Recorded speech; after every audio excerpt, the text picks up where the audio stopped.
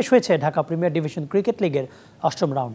এখন পর্যন্ত সর্বোচ্চ ৭ জয়ে টেবিলের শীর্ষস্থান দখলে রেখেছে আবাহনী। ব্যক্তিগত রান সংগ্রাহকের তালিকায় শীর্ষে উঠে এসেছেন এনামুল হক বিজয়। বল হাতে সবার উপরে স্পিনার রাকিবুল হাসান।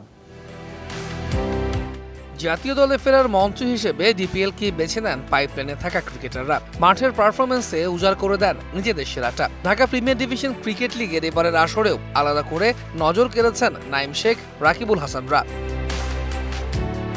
ব্যাট হাতে এখন পর্যন্ত আসরের সেরা পারফর্মার এনামুল হক বিজয়। গাজী গ্রুপের হয়ে খেলা বিজয় ৮ ম্যাচে ৮৮.33 গড়ে তুলেছেন ৫১০ রান। তবে স্ট্রাইক রেটটা ১০০-র নিচে।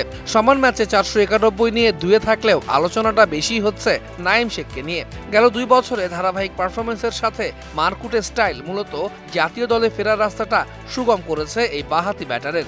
উৎসবের খুশি হবে নগদে বেশি, কারণ ঘন্টায় ঘন্টায় আছে গিফট জেতার সুযোগ।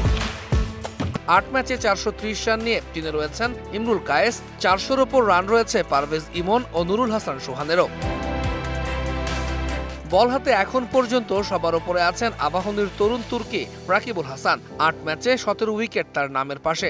সবশেষ ম্যাচে ধানমন্ডি স্পোর্টস ক্লাবের বিপক্ষে মাত্র ১৬ রান খরচায় ৪ উইকেট তার সেরা বোলিং ফিগার। তার চেয়ে একটা উইকেট কম নিয়ে দুয়ে রয়েছেন অভিজ্ঞ স্পিনার তাইজুল ইসলাম। ৬ ম্যাচ খেলে ১৪ উইকেট নিয়ে তিনে আছেন আরাফাত সানি। সমান উইকেট গুলশানের আসাদুজ্জামানেরও। সমান ১৩টা করে উইকেট আছে আবু হাশিম ও আলামিনের। টুর্নামেন্টের ৮ম রাউন্ড শেষে পয়েন্ট টেবিলের শীর্ষে আবাহনী। ৮ ম্যাচে তারা হেরেছে মোটে একটা, ১৪ পয়েন্ট তাদের নামের পাশে।